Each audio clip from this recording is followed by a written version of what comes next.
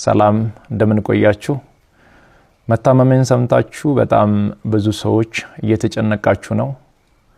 መታመሜን የነገርኳችሁ እንድትጨነቁ ፈልጌ ሳይሆን እንድትጸልዩልኝ ስለሚፈልግ ነው።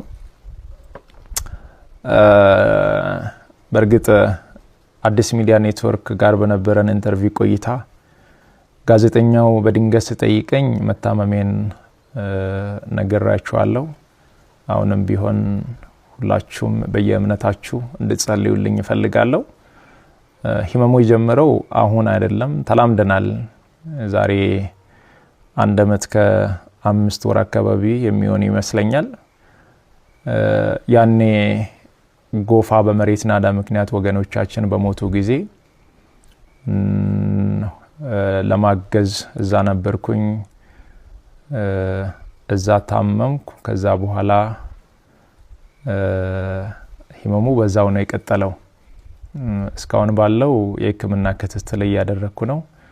ቀጣይ ያለው የህክምና ሁኔታ በቅርቡ ከሀገር ውጪ ሄጄ በቂ ህክምና አደርጋለሁ።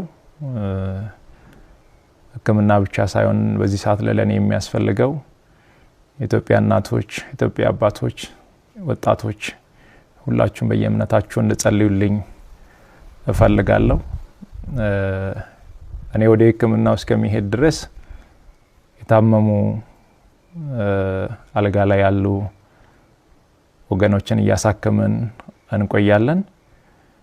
በመጨረሻም አንድ ማለት የሚፈልገው በዚህ ሰዓት ለኔ የሚያስፈልገኝ አንድ ነገር ብቻ ነው።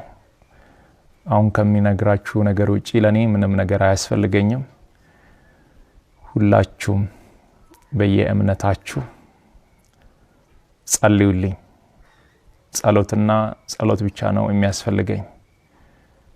ከዛ በተረፈው እግዚአብሔር ሁሉን ይችላል።